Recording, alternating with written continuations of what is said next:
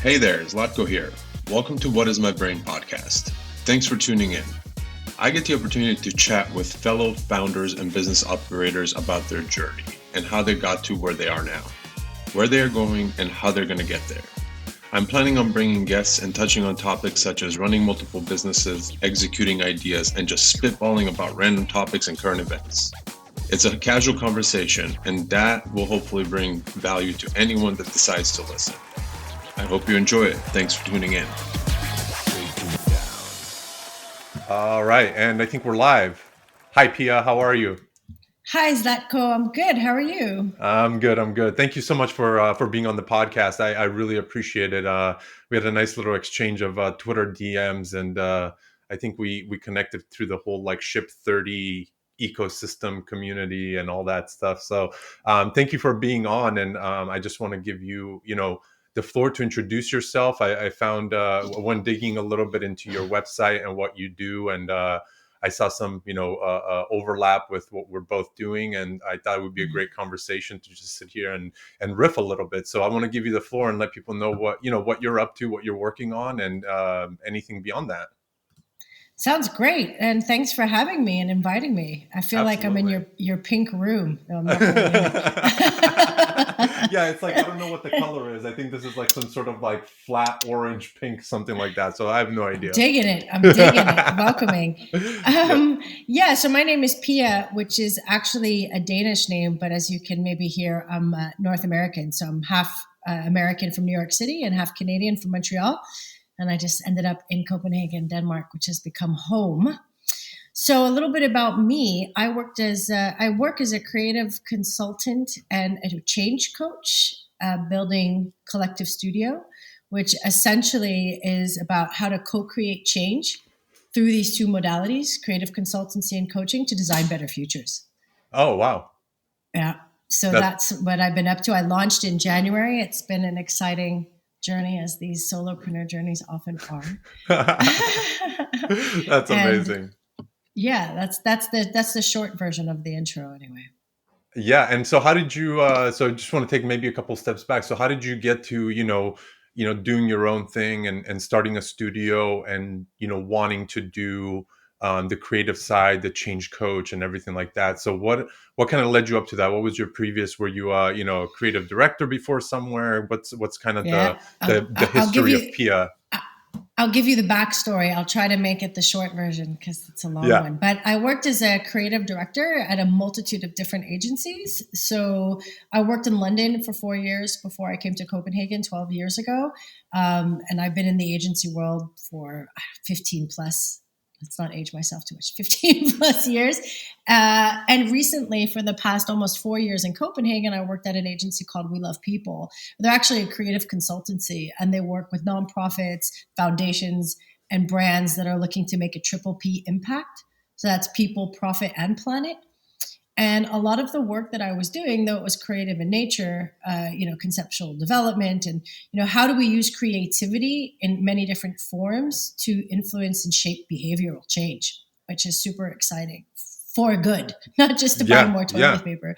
Not that I was doing that before, but actually, to create a positive impact in the world. And so while I was there, I realized that a lot of the work, yes, it was creative, but it was also, in a sense, without me knowing it, coaching. There was a lot of facilitation and coaching work, because what I've come to believe is inner shifts really need to happen in order for us to have outer transformation. Inner shifts can transform the world. And the inner and the outer need to work in tandem to drive positive change. So that got me excited. I thought that was a really juicy intersection to be in. And I just wanted to explore, what could I do on my own? There's no box, there's no ceiling. What could I build? What if I channeled all my energy creatively and through coaching, which is, I'm certified. I'm an award-winning creative certified coach, yada, yada, change maker, writer. But what if I just channeled that energy into the studio, into creating a business? And I did that in January, decided to take the jump. Amazing.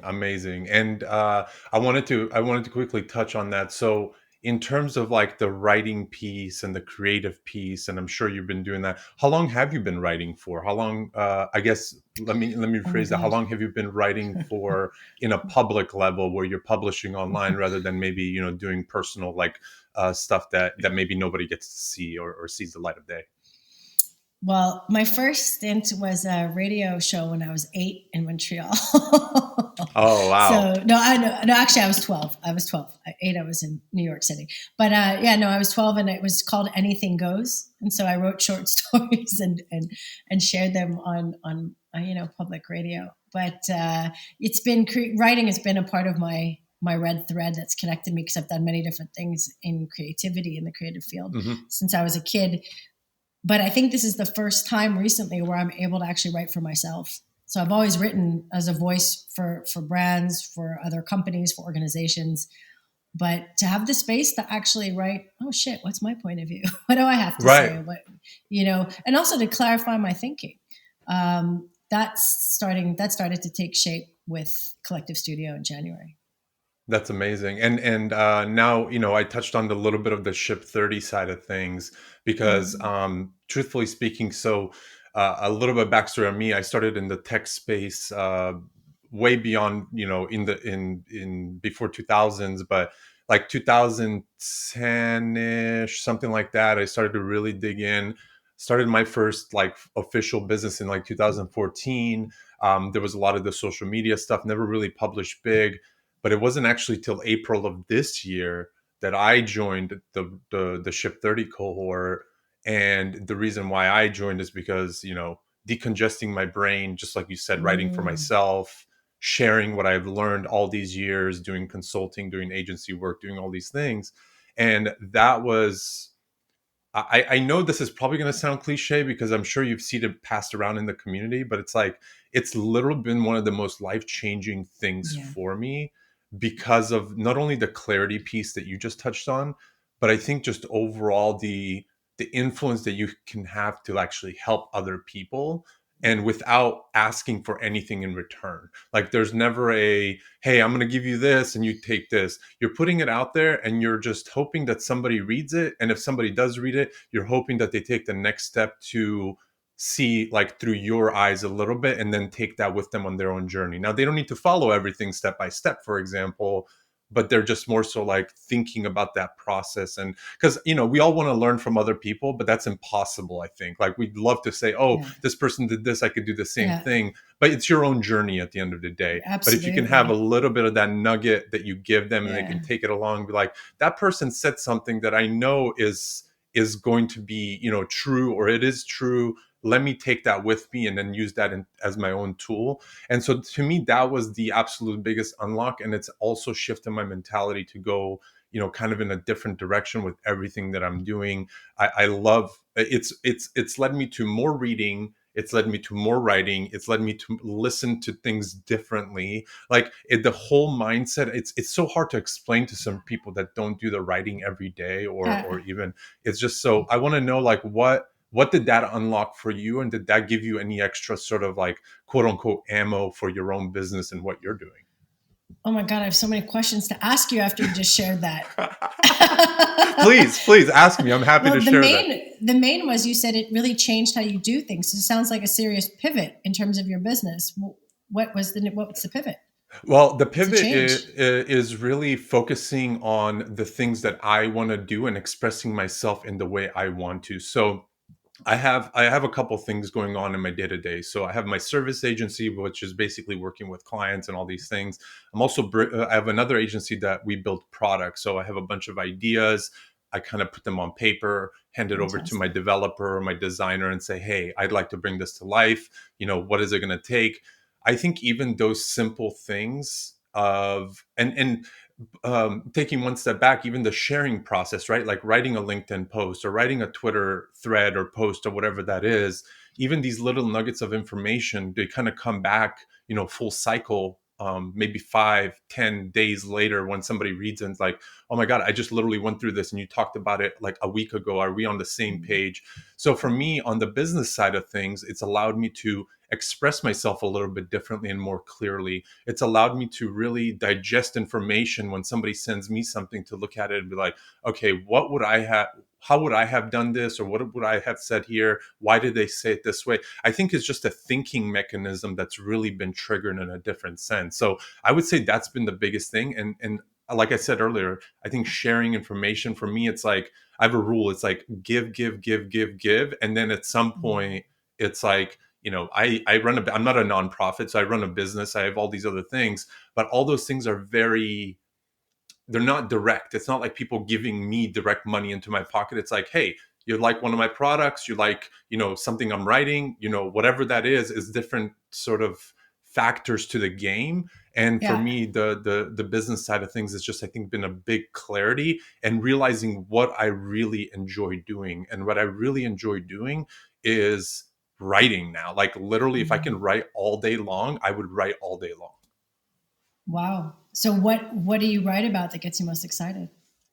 Like a lot, like, for example, I just put out a newsletter about the power of words. Just simply how we walk by a cafe, you see a sign and somebody either says something. Like I walked through New York one time and I just remember like seeing like funny signs and people are just like, if you don't come in here, you're going to have the worst day of your life. And you're just like, oh my God, that is the coolest way to get customers in the door. Or you see some cool marketing on a product, or you see this, like just realizing things a little bit differently. And so I think about it in a sense of, what does that do to me? It's like kind of like reciprocal feelings, right? Like, how would I have written that? And why is this affecting me the way it's affecting me when I read it? That sort of thing. So that's been probably the biggest thing, is just a mind shift. Yeah. Sounds exciting. Yeah, it's awesome. It's awesome. It's like you open up this whole new like doorway to just start doing whatever the fuck you want to do. And I think also that's an interesting question. Like, I think for any writer or even for Ship, it's like, what work do you gravitate towards and why? So to actually reflect on, what are you drawn to? And for me, it's vulnerability. Yeah. It's when I get a sense of the person, because that drives connection for me. So it's like when you open up a bit, even about especially about the hard stuff.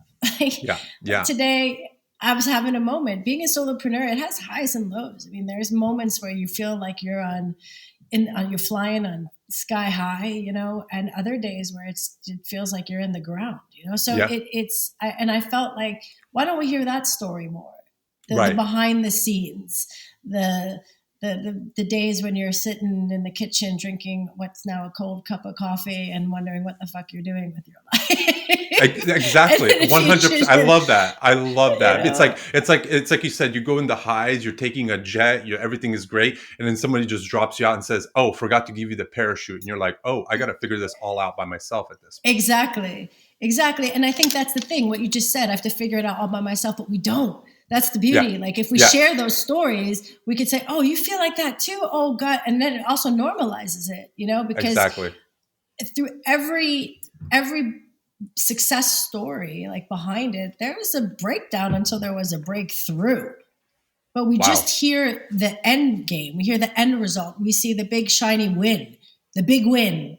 And we don't hear the big losses that it took to get to that big win. And I think that's an important part of the story. And that's also social media to a certain extent. We often get the end product. And it's like, but there is a process to get there. And sometimes that process was gnarly. Like it's not to say it's all bad. Of course it's not. But that's where the growth is. It's where the learning is. That's where the stretch is. It's uncomfortable. And so that I felt drawn to share that today, because it's like, I would like to hear more of those stories too. Exactly. I had at the end of last year, actually, in October, I was just looking through pictures on my phone not too long ago. Things like pop up on your iPhone. It's like, remember on this day or whatever it is. It's just random stuff pops up. And one of the pictures that popped up was when I, in October last year, I had a terrible burnout.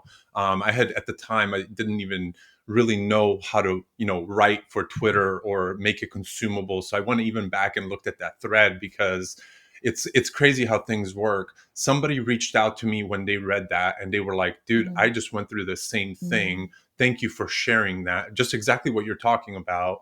And I just got in a group message with him and a couple of his other co-founders.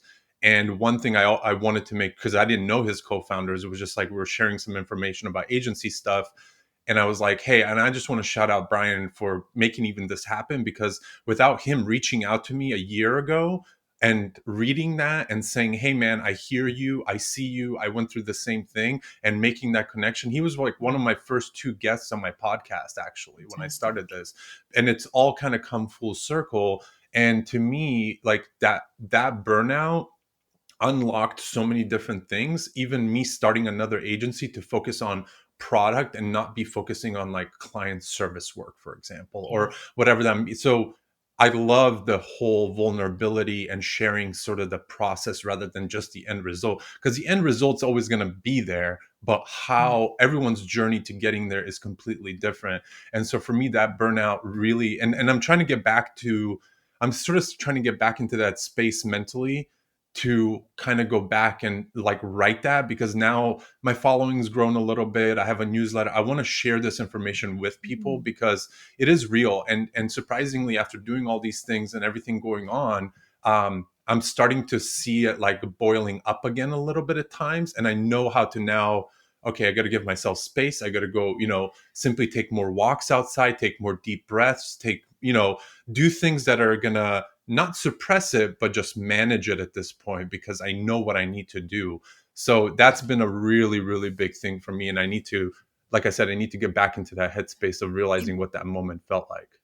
Or what I'm also hearing is that story you just shared right there. I've learned from it. So when I start to get that, whatever those sensations are of like that, heart palpitations or like, this overwhelm, you know how to downregulate, you know what to do.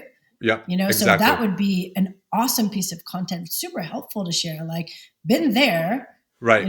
Then you link to what there was, but where you are now is that you're able to manage it. I think that would be key for people. So maybe they don't have to go there. Maybe they do. Who knows? It's their journey. But that sounds like a really helpful share. I'd love to read it. Yeah. No, I'm literally I always now have been doing more like handwriting stuff. So I have like my notebook here in front of me at all times. And when something pops in my head, I'm like, write it down really quick. Just even a one sentence thought just to go back to that. Exactly. So no, I love that. And so have you, through kind of your journey and, I don't know how like you work with clients and all these other things, like how are you enjoying the sort of solopreneur? Because I mean, it's been since January, we're in, September. How is that going for you? And what is it unlocking that you're realizing like, wow, I should have almost like started this earlier, or, it's doing this thing for me?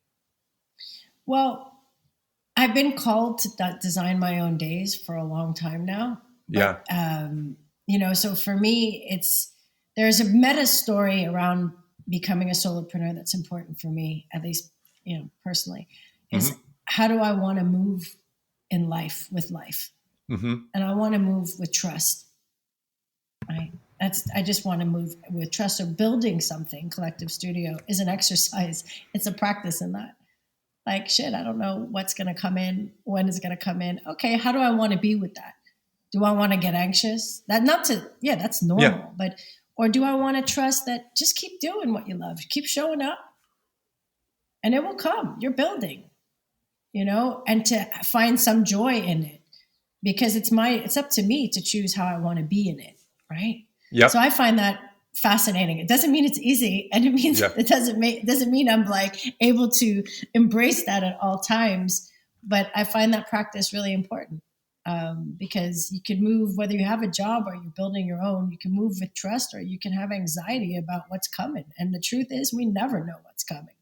You never know what's coming even if you have full-time employment. So it's like, why not really put it to test and trust and see what comes forth? Because there's a quote that I like from Sadhguru. I don't know if you know Sadhguru, but he says, I hope your dreams don't come true, because the universe has a much wilder and more fantastic imagination than you could ever have. So it's like, what if you open up the possibilities for what could be? And that's what solopreneurship is to me. It's opening up the possibility of what could become.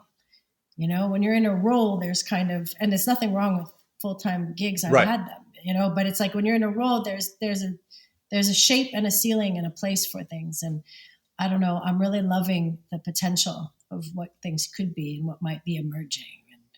And also knocking off, I'll be honest, it's, you know, there's an energy to how we work and live. And I want to shift that. You know, our value comes from what we produce, from our title, how busy we are. You know, there's a sense of rush and yeah, I don't know. I would love to move away from that to show that you could build something successful and do it differently. There Maybe we you can go. move a bit slower with ease. Like you're still productive, you're in flow, you're still moving, but it's a different rhythm, you know? I want to move like that. And we're kind of we grow up career-wise in a space where we don't move like that. It's like, when are you going to get it done? How fast are you going to do it? Oh, you got it. If you didn't stay late, it's like, oh, next raise, next position, next thing. And before you know it, your best years can be gone. What have you spent? Where are you racing? Where are you going? You know? So these are all kinds of maybe big questions, but those are things that I ask myself how I want to move while I build this thing. Absolutely. And I love what you I'd said. like to I model it. love what you said about how you move, because it just reminded me of looking at your website. And the number one thing that I got from it is that, you know, you have tremendous amount of swag. Like your just demeanor, having your coffee cup in the picture, and a pink suit, and like all these other things. That really, like what you just said there about moving differently, that's very hard to replicate in a, let's call it, a regular full-time job sense, right? Like you can still have a little bit. I love what you said. You're in a space, you have ceilings, you're a little bit boxed in. There's going to be jobs that give you a little bit more space than others. Yes, that's true.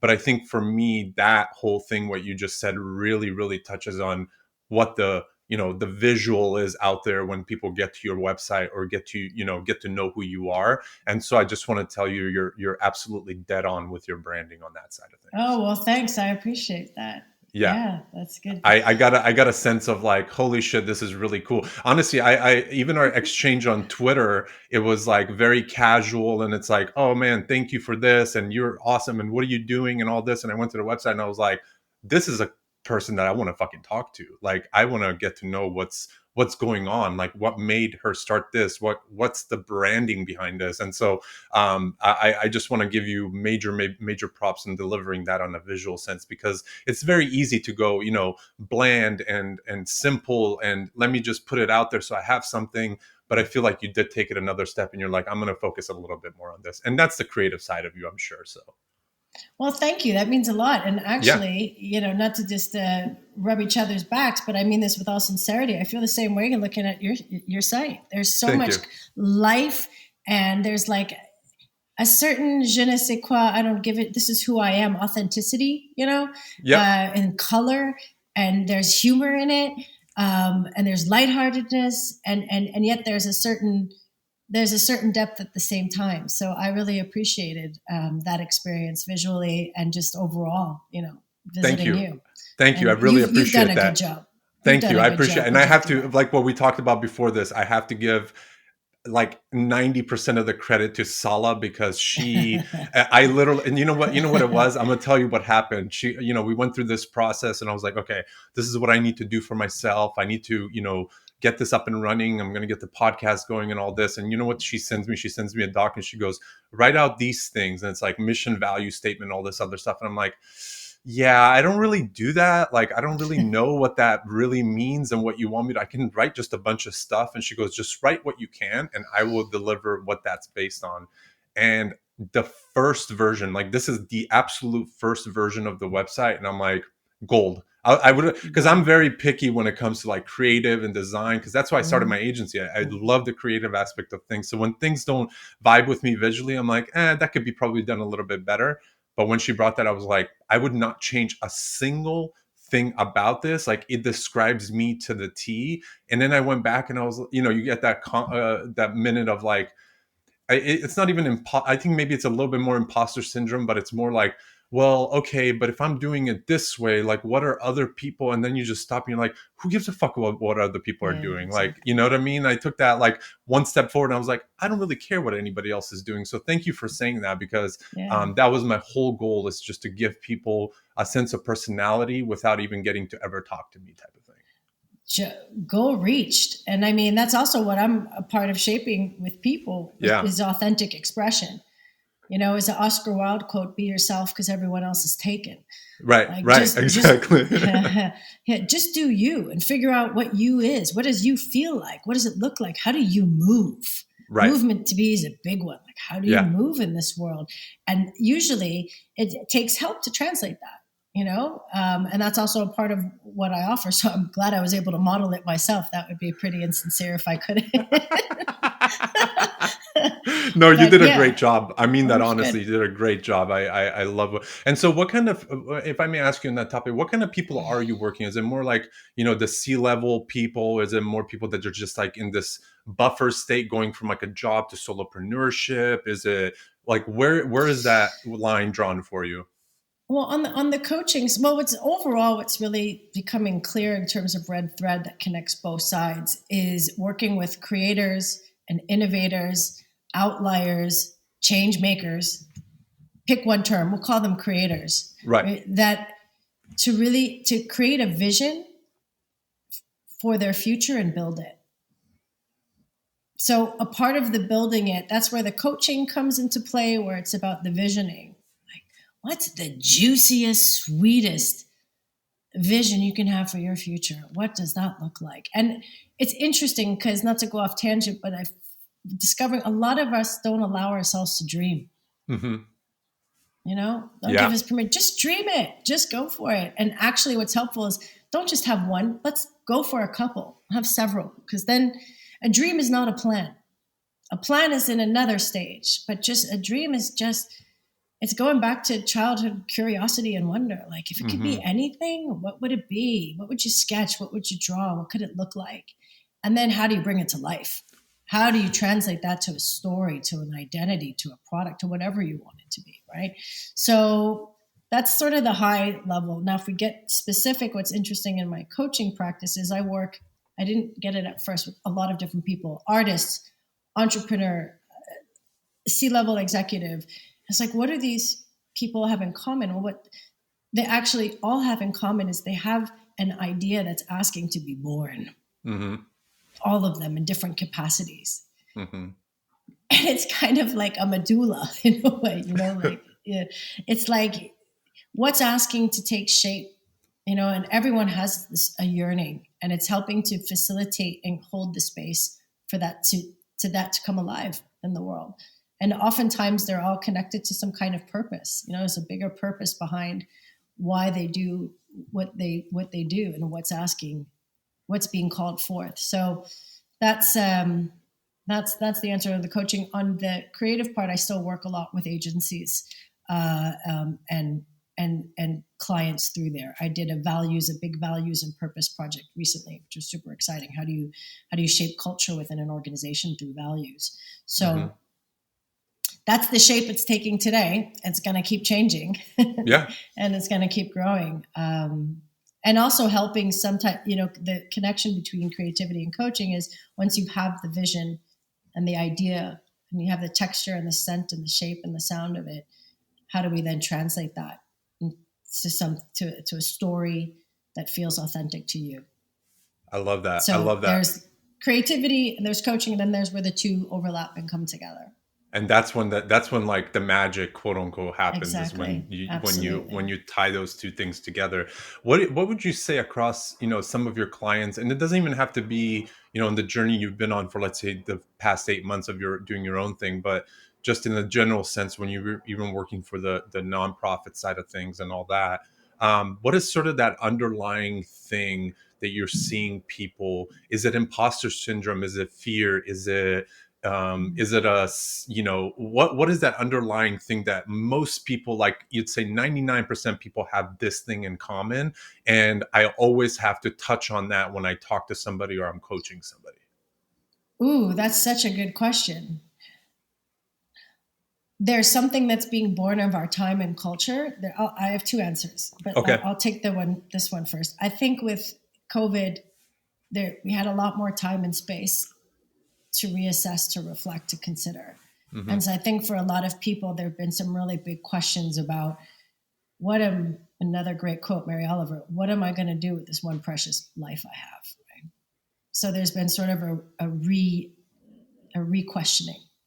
I think that's just a result of time and space that we were given. So that's kind of on a cultural level. And then individually, there are many things that come up for people. The one thing, I guess, or like you could say two things. You could give me 2 or 3 things. I'm just saying, because I know there's always one commonality that you could kind of string along across all of them. Well, there's one thing that coaching brings. There are many things coaching teaches me and brings me, but one is how much we share, our shared humanity. You know, how sometimes we can feel very alone in it, but actually we all have not only struggle but joy, right, with very similar things. So if I had to look on the struggle side, we all have what we call saboteur voices, right? The saboteur could be imposter syndrome, it could be the judge, it could be the critic. And what's really important to learn how to distinguish and discern when that voice is in the room.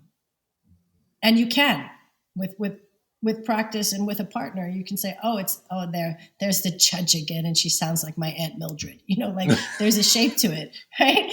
And then, but we also have other voices, and another voice that's very strong is we have an inner wisdom. It's call it your intuition, call it your gut, call it your inner Yoda, whatever name fits. And that also sounds and feels very different. So just learning to see and hear the difference between the two and recognize it, and then choose which one you strengthen, goes a long way. Because I think what most of us, I don't want to speak for everyone, what most of us are looking for is the answer to this question: what's right for me? Yeah. How do I know what's right for me when something is right for me? You know, it's different than what's right, and it's not about that. Right. And so it's really about reconnecting to your own inner compass, your own, your own sense of that's for me, that path, that thing, and it will constantly change. That's why you strengthen it. We're hopefully growing alive beings. You know, we're constantly in beta and developing, and may it continue to be so. That's a good place to be, which means that also there are phases of that growth that are uncomfortable. And those are the times that call for partnership, you know? So learning to strengthen the connection to your own inner wisdom, to your intuition, to really feel into what's calling you, what's right, is a big one. Yeah. And it's usually, for most people I've learned, it's usually right in front of you. You're just looking too far ahead to try to find it, but it's usually sitting like right in front of you here. Oh yeah. Yeah, that's another thing. Oftentimes we're in our minds, right? We're either in the past or in the future, but those are just fictions. The only thing that's really real is what's happening right now. Right. What's here right now. And then the intuition is we're always present. It's not somewhere else, and it's in the body often. And there's so much wisdom the body holds. But we're, in Western society at least, we give so much credence to the mind, you know, prominence to logic, to rational thinking, to strategy, to knowledge. But man, the body holds so much wisdom. It's crazy. We're just not used. Yeah, it's really crazy. And it can be uncomfortable because you're not used to it. I'm not even used to going there. Like if I asked you, like, what are you feeling right now? What do you feel it? You know, these are not questions we're normally asking each other. Even using our voice, which is obviously body, right? Yeah. We're kind of told from childhood not to, you don't make weird sounds, but it's using your voice and just expressing like it's, it's another important way of expressing in this world. So there's a lot of good stuff. What can I say? So that's my not very short answer to your question. No. I love that. I love the depth of that. And I think that captures a lot of it. And I think nowadays with social media, we all have a sense of, hey, we need a level of validation from other people to be okay with doing the thing.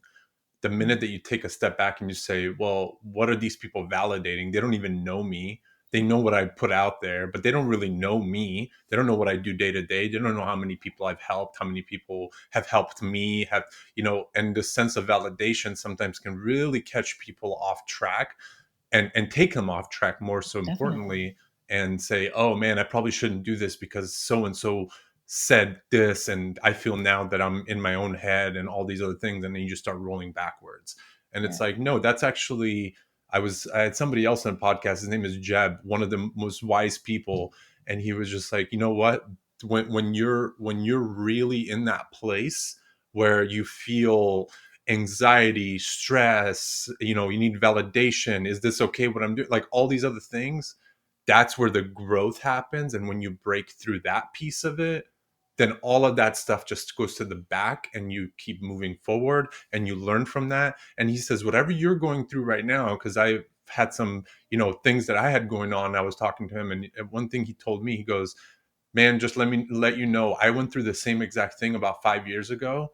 And even a year, 2 years, and 3 years, when I thought back to that point, that was the best time of my life, because without that time, there was no time like the now. Like, this shaped everything I'm doing now. That moment of that gray area, like, do I do this thing or do I go this way? And you're in between. That ends up being the most important piece of your life that takes everything to the next level, but you just don't know it at the time. When you're in it, you don't know it because you're pretty much sitting in your own shit at that point. You know what I mean? And it's Yeah. like you don't know where to turn. What do I do? But when you get out of it, one way or another, you realize that, oh man, I almost wish I can go back to that place just for one more second to experience it. Because same thing I said about the whole burnout thing, right? It's like tapping back into that piece. It's changed so much for me up to this point. It made me want to write. It made me want to decongest my brain. It made me want to do all these things. But without that, I probably would have still been, procrastinating. I would have been doing this, I would have been doing that. But that just pushed me, gave me that little nudge that I needed. But it had to be a really hard nudge, because I don't wish burnout upon anybody. Mm. But if you don't manage it, if you don't learn it, if you don't from it, then you're going to burn out, and you're going to keep burning out. And then you're just going to feel depressed, and you're going to go down a really bad place. And so I think for us, like now, social media, it's finding the balance. It's like finding, like, what do I listen to? What do I don't care to listen to? What do I actually take in and say, that person gave me some really critical feedback that maybe I don't agree with, but I see where they're coming from, and being honest with yourself. I think that goes a Mm. really, really long way with Mm. mindset and where people are, heading into, especially, I mean, I think you're seeing it as well. I see more and more people going into the, starting my own business, or starting a side hustle, or starting all these things that comes with a lot of unknowns. So if you're constantly waiting for validation, you're really never going to take that next step, because validation doesn't come with the unknown. It's uncomfortable, that makes you grow a little bit further from that point. Yeah, absolutely. You're touching on so many things. One thing you're touching on is that validation goes right back to being connection with your own inner wisdom, your own Mm-hmm. intuition. Exactly. Like, if you come from that place, then it's clear that it's that thing. It doesn't mean you can't take feedback. It Mm-hmm. just means that you're clear on that thing, that path is the one you're supposed to be on. Now, can you learn from others? Sure, absolutely. So I think that's one thing. The other thing that what you said triggered is, I think as human beings, we all want to be seen. Mm-hmm. We all need to be seen. Being Yeah. seen is different than being validated, Yes. So it's like someone could say, oh, I see you, right? And then provide feedback. Validation is where there's, like, in my opinion, you haven't really checked in with yourself somewhere. Mm-hmm. But a desire to be seen, well, that's just human. Exactly. Yeah, and in terms of the burnout, I mean, but you also, there's a process for everything, and if we get better at being able to be with the suffering, shit happens. But there's something to grow, to learn, and it's uncomfortable, or to try to get comfortable being uncomfortable. Yep. That's the key. I preach that a lot. Mm-hmm. I'm so glad you touched on that. I mean, as a coach, that's how you, I mean, that's being a good coach. You got to say the uncomfortable thing if it's in service of your client. So you better get used to doing that, because that's what makes you a great partner. Is it easy? Hell no. But again, if it's in service, and I think that's important too, the intention behind why you're doing something. And I think for me, at least what helps me before I came on this podcast, before I do anything publicly, I check in with myself. If I have a bit of anxiety, it means that my ego is involved, that I'm in the show and prove zone. What do I have? How can I show? What can I prove? And the switch, the mindset shift is no. This is not about me. This is about what can I give and share. Maybe it's something, maybe it's nothing, but maybe it will resonate with someone, maybe it won't. But that's the space I'm coming from. And that changes everything. Then it doesn't matter if I say something wrong or like I'm doing right now, stuttering, or it's because it's not about me. It doesn't matter. It's really about maybe imparting something that's useful to somebody. Maybe not. I don't know. But anyway, I think that changes everything. And it's going to make just that simple sentence you said about stuttering, or that simple word. When somebody listens to that, they're going to say, oh, I stuttered over here. Oh, it's okay. She stuttered. Like it becomes this thing of making things being okay. I love that. I absolutely love that. Fun fact, which I used to tell my creative team when they were going to present, research shows that when a presenter actually makes some kind of human error, a stutter or forget what they're about to say, that it connects with their audience more. They connect with their audience more. When you have the Steve Jobs style presenter, and he was not saying he was excellent, but rehearse, where there's not one thing off, where it's almost robotic. That actually can also create a disconnect. Maybe not for Steve Jobs, but you know what I mean? I think his best presentations is when he got a chance to laugh with people and there's a mistake on stage when the iPhone didn't connect to the screen and things like that. There you go. So I think it's a nice thing to remember before you're about to present is perfection doesn't connect. People don't connect with perfection because it doesn't really exist. They connect with people's humanity, back to the vulnerability part, right? Exactly. So if you stutter, well done. Great job. Great job. Good. You're just showing your humanity. We're not perfect. Thank God for that. Perfection, here's the thing. What is it? It doesn't exist. It doesn't exist. There's no such thing. It's an idea. It's an idea of something, but an idea is not a thing. It's not a real thing. So anyway, just going off on yet another tangent. It's really interesting to think about. No, imperfection absolutely. Connects. Absolutely. And I think that's also the part of, when you take the Instagrams of the world and you're talking about perfection, it's like, oh, the perfect 6-pack abs, the perfect family with the white picket fence and all these other things. But if you just lift that curtain up just a little bit, there's a little bit of a shitstorm everywhere going on. Oh, yeah, absolutely. There's a little bit of anxiety. There's a little bit of this. Is that picture perfect? Absolutely. Is that? Like, there's all these levers being pulled. At the end of the day, it's like, what are you going to allow yourself to share with people? Hey, I shared the picture of, me and my dog, or I shared the picture of me crying. The crying one is going to connect with way more people than the one that you're sharing with your dog. As much as people love animals, we all can have an animal, but what is this person crying about? What's so hard in their life? They look like they're perfect. They look like they have everything. They have the finances. They have, all these different things. And I think for me, it's like, I think it was about, I don't know, say probably 2013, 2014. I used to have these, these therapy sessions with one of my friends in my little studio in LA back in the days. And I literally, those were the points in time. I didn't even know what therapy was. I went, when I came up here to Sacramento area and I thought back on those times, I was like, man, I've had a therapist for like 5 years. Like, I didn't even know, you know what I mean? But it was those moments where, we shared a lot of stuff from like Osho and all these other things. And it's just like certain things just click differently when you let your shoulders drop and you just say, I really don't give a fuck what people think. Like, when you stop giving a fuck, that's when everyone starts giving a fuck. Yeah. And then you're just on your own. You're just going down your own path. And if you guys want to care. And if you don't want to care, I'm still going. Like, the car's still driving.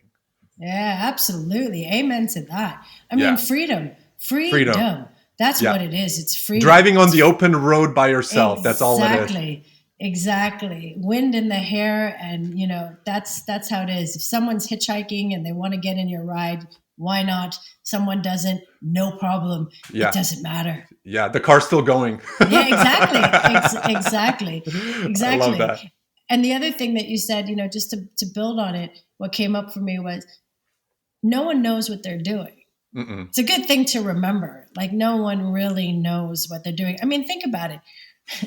The universe has a sense of humor. You know, we're born, we don't know exactly where we came from, right? And we're kind of in this spinning rock at 1,000 miles per hour, right? And in the middle of the Milky Way.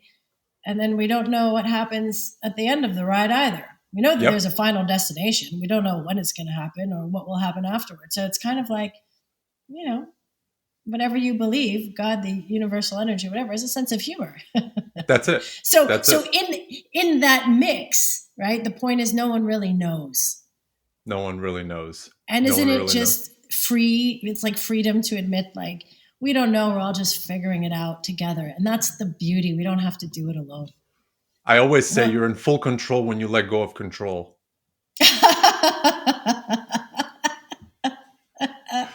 That's a good one. And you're in full control when you have when you realize you have zero control over anything. We don't even have a control over when. I wish somebody gave us control over when we're going to die, because then at least you can. I feel like people would live a lot better lives if we knew we had an expiration date, like the milk carton that's in your fridge. Like, I feel like people are like, oh, those days are coming. Why am I worried about this? I need to go have more fun. I need to go outside. I need to go do all these things. And it's like that shouldn't be the case, but sometimes I think. But yet we have an expiration date. We just don't know when it is, but we have one. But I guess it's like, what comes to mind for me is like, everything matters because we have an expiration date and we don't know when it is and how long this is going to last. But yet nothing matters at the same time for the very same reason. So it's like, can we live with that contrast? You know, can we live in that everything matters and you know what? Nothing matters. Nothing matters. Exactly. I absolutely love that. So let me tap back into what's kind of the next phase. I mean, how are you for your business now that you're in this solopreneur path and everything that you're doing? How are you using sort of the social media side of things and writing and anything else that you might be doing on the side to kind of I guess pave that journey for yourself? And is there a place where you say, hey, this is one of the things that I've kind of circled on my board that, this is, for right now at least, I know things change, this is kind of the quote unquote the North Star for me about what I want to achieve with this, how many people I want to help, how I want my writing or my social side of things to influence what I'm doing and different things like that. So I'd love to hear more about that on that side of things, because you're still pretty early in your stage, right? It's 8 months is really nothing when it comes to, this is your life's work basically at this point. So true. So okay, so we'll start with the writing, and SHIP has been great. I didn't comment on that. SHIP 30 for 30 is an awesome program, forcing like yourself to write every day and show up to the page and be part of such a wonderful community. It's how our paths crossed, right? Yep. Awesome practice. I think for me, it solidified that writing my story, sharing where I was, because who I'm talking to, as Dickie and Cole say, was very much me a couple of years ago. And so if I can be part of helping creators break out of the corporate box and into their own wild to build a business with impact, ooh, honey, I'm on it. and part of I think that should be the name of your book, by the way. Ooh, honey. honey, I'm on it. Yeah. I don't know that. Yeah, that would be a niche. Anyway, so I think as part of writing, those things become clearer. Like the thinking, as we said at the start, becomes clearer. So I want to keep writing my authentic story. Yeah. Talking about what it was like then, what it's like now, and see what comes from that. What does it give birth to? Who does it attract? Already people are coming into the field, talking to a lot more people, seeing what we could build together. I'm also very excited about like the collective, which in Denmark is a different shape that a family life can take. It's a very classic, like you would share it in hippies, share an apartment with different families and different singles and different people, still very much a part of culture here. I would like with collective to expand the idea of what family could be. And with the studio is where new creations emerge.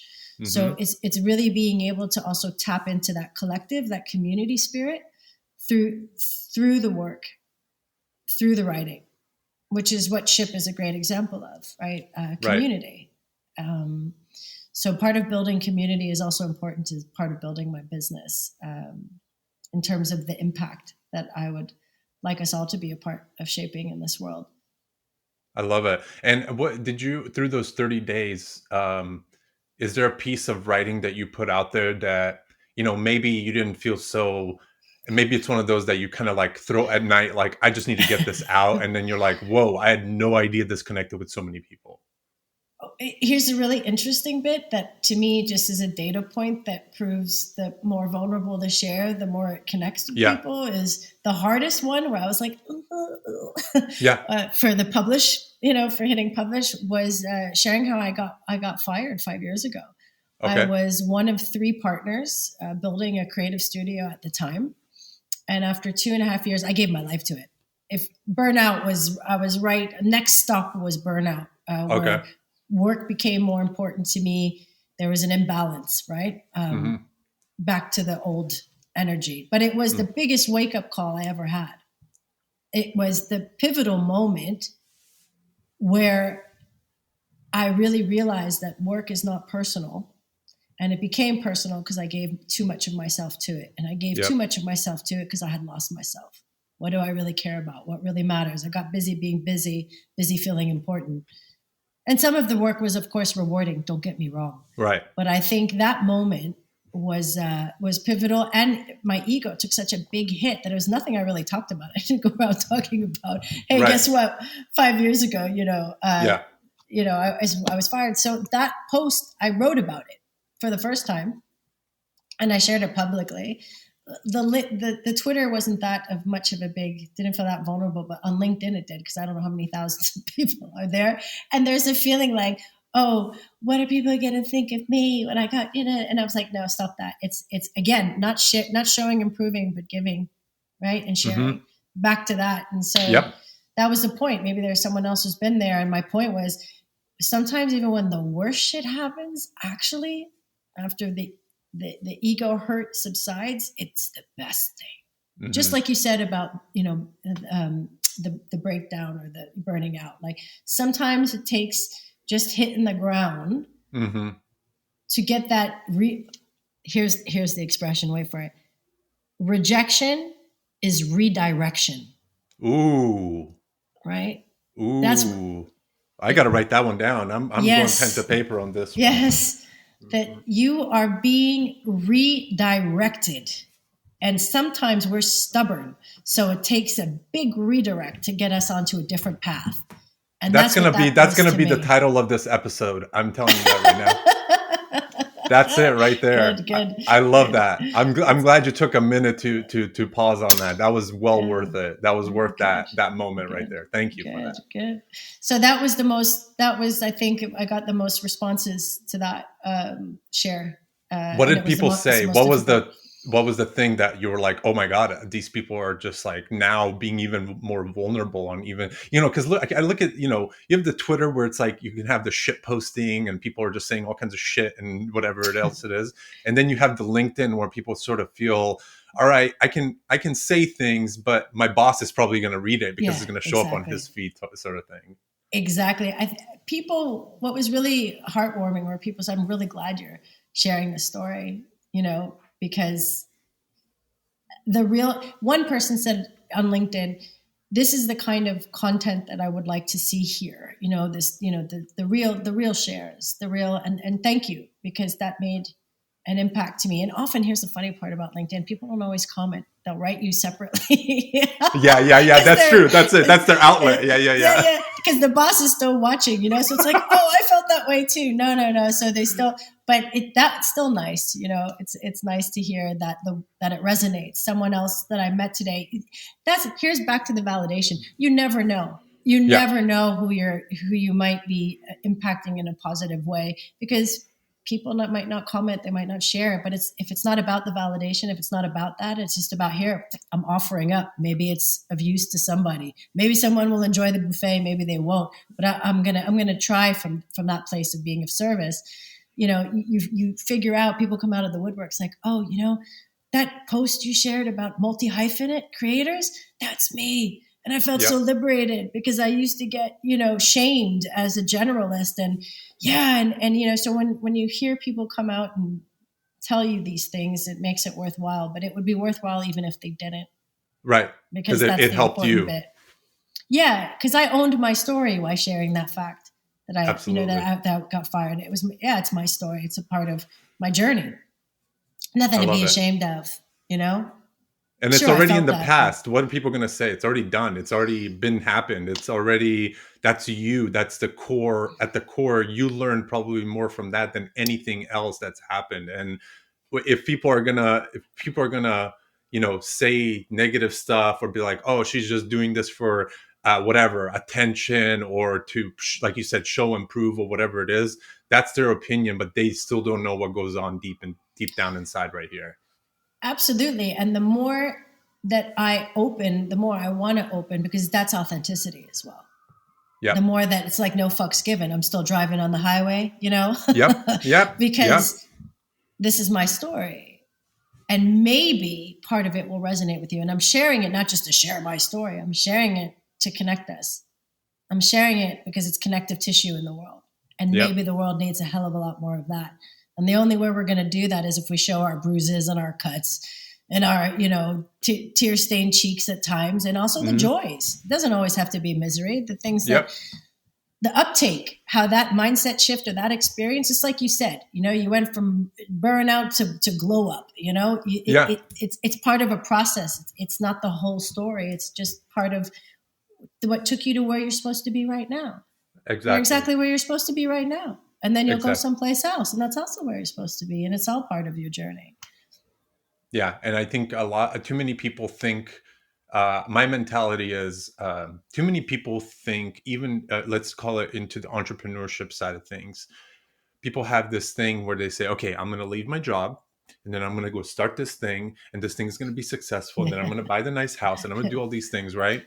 My whole thing is like, do you really want to just do that one thing? Because now, if you leave your job, which you've been doing that one thing for who knows how long, most people, I think the average is like people are at their jobs for like 10 plus years, right? When they find that career moment, they're like, oh, I get a paycheck, I support my family and all this other stuff.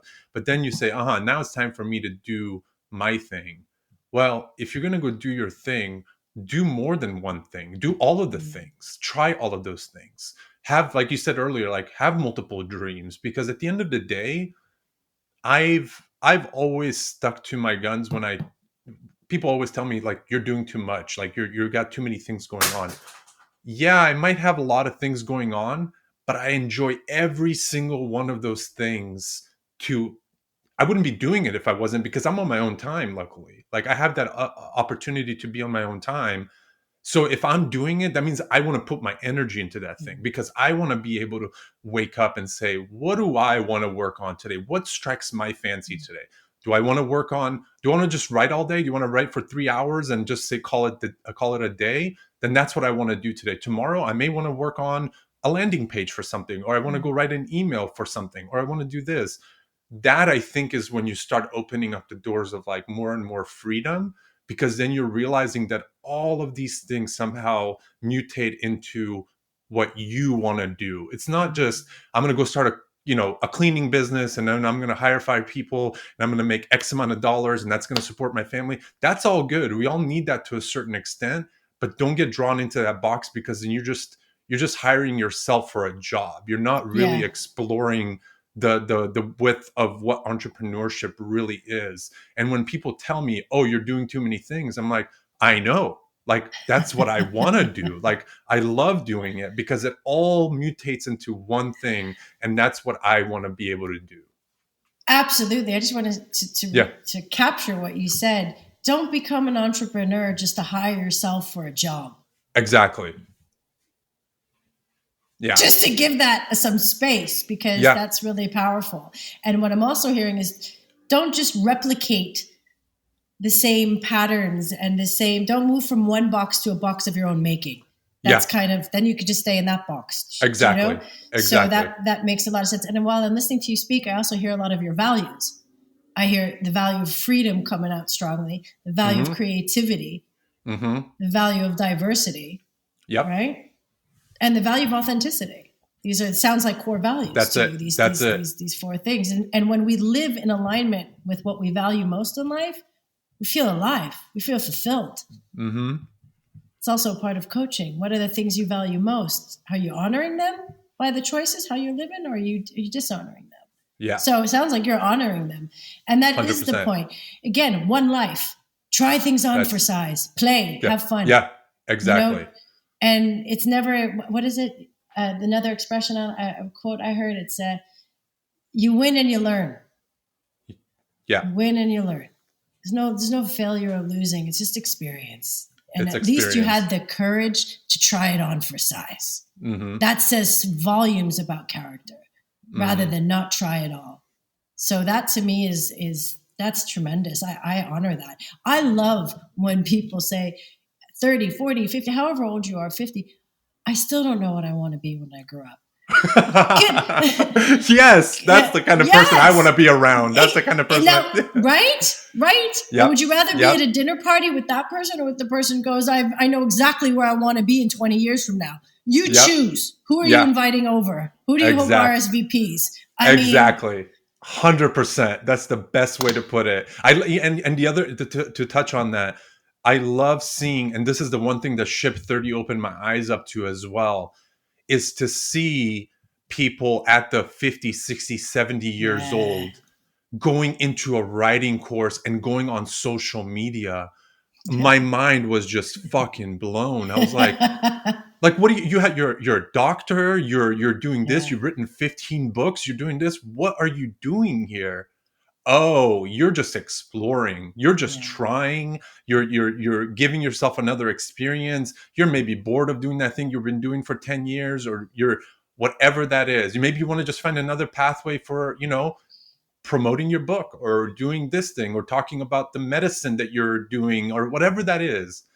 That to me was huge because I went down that path to almost look at people when we do those big calls or whatever, and just look at the screen and you just see oh wow, elderly, there must, all these other things. I'm like, there's at least 15%, 20% of people here who are above the age of 50, 60 at this point.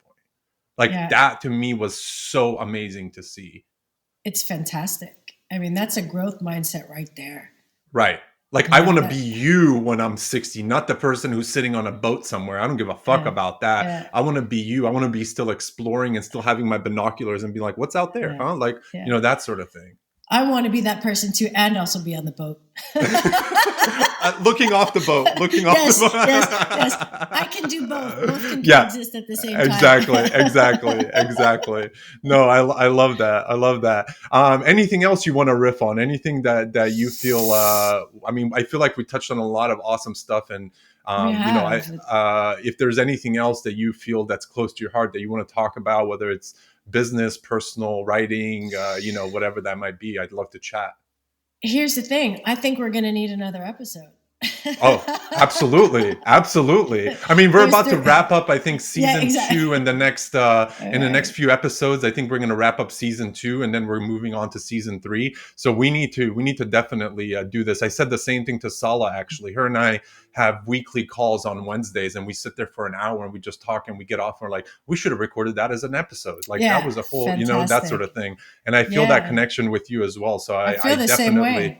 Yeah, I definitely think we need to bring that a little bit. Maybe we can even bring that together, because I think she has a very, very similar mindset in terms of how she approaches things, and she's been through her own waves and trying to surf them and all this other stuff. And so we might need to come up with something, because I know she's going to listen to this episode. She's going to be like, oh my God, you need to do another episode with that person right there.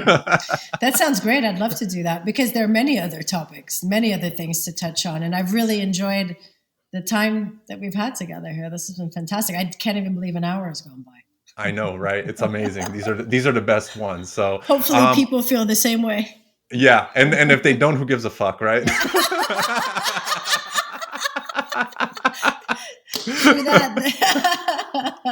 There's the authentic flow. Feeling it. Yeah, exactly.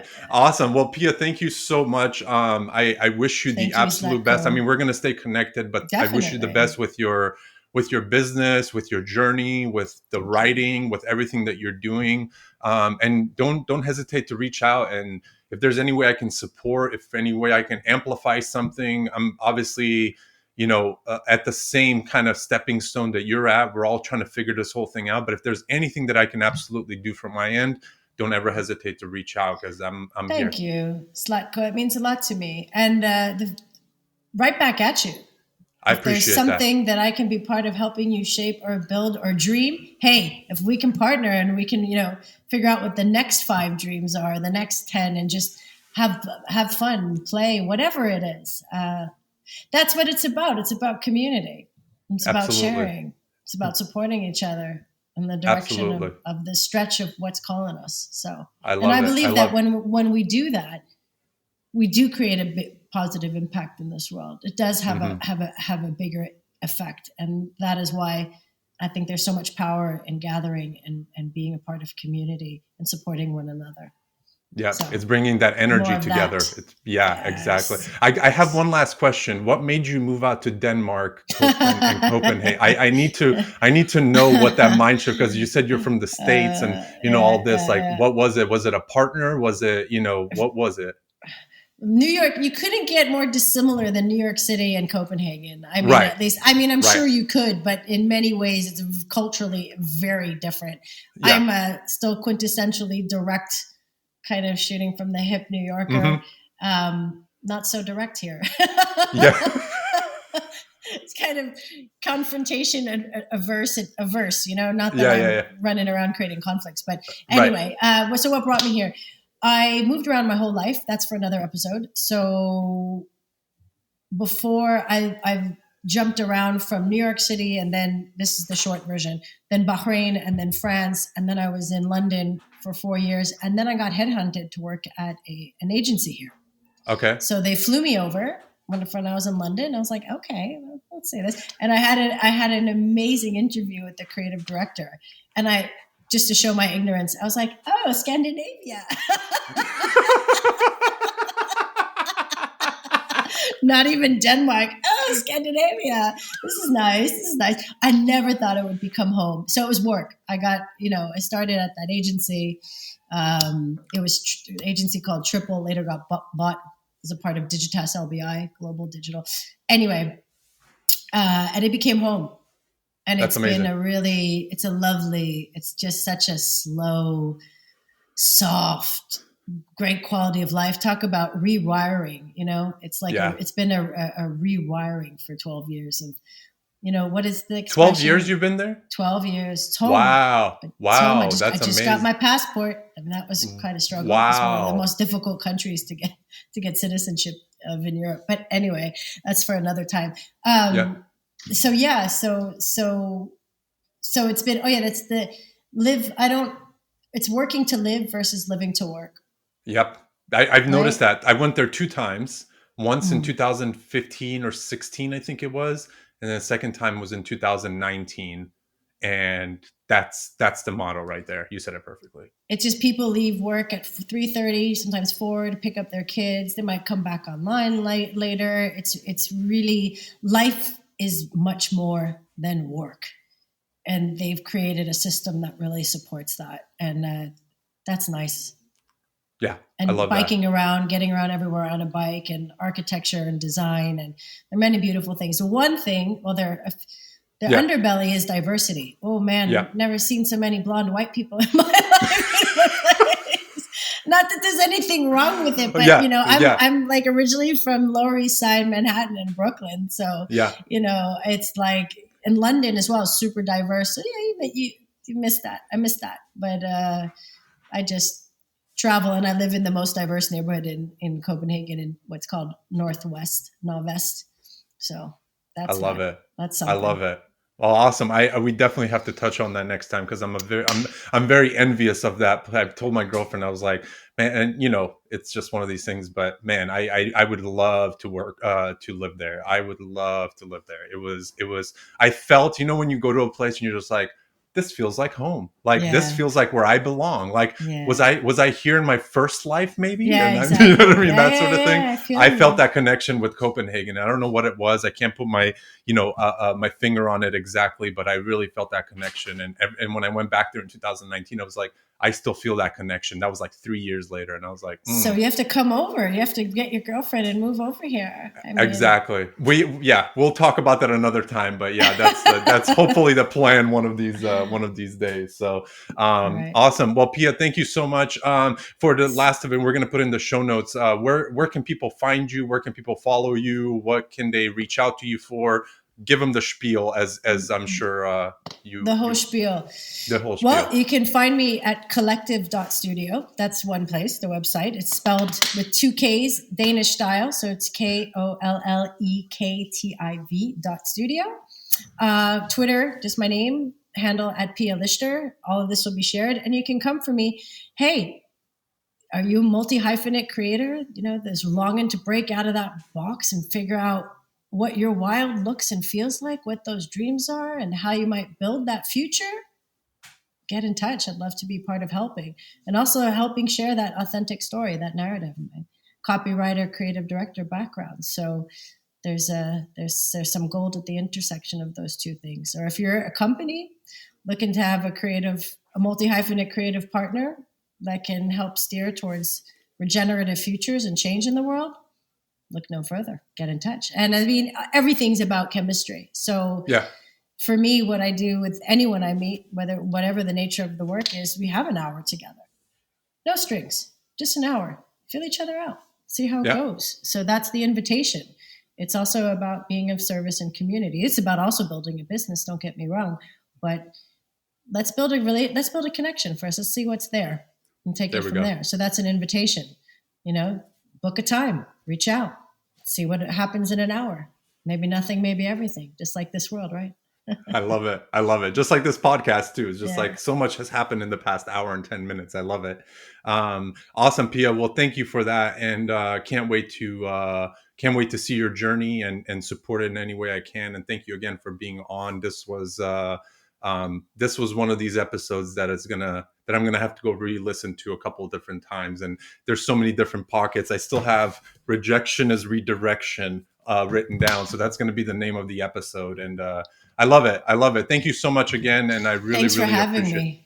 Absolutely. Thank you so much for having me. And again, the support is mutual. Let's keep cheering for each other from the sidelines or in the field, wherever we may be. And you also had that line, tweet that, you don't become an entrepreneur to hire yourself.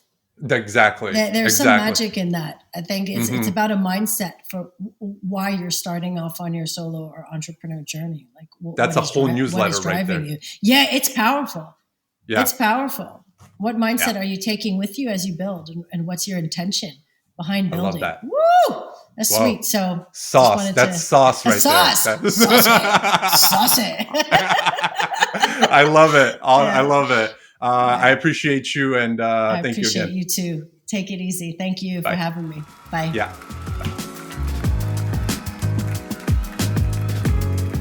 Well, you made it to the end of the episode. Thank you so much for tuning into What is My Brain podcast. I hope you enjoyed it, and I hope you got some value out of it. Make sure you hit the subscribe button or the follow button to get notified when new episodes are live. I'm out. Thank you.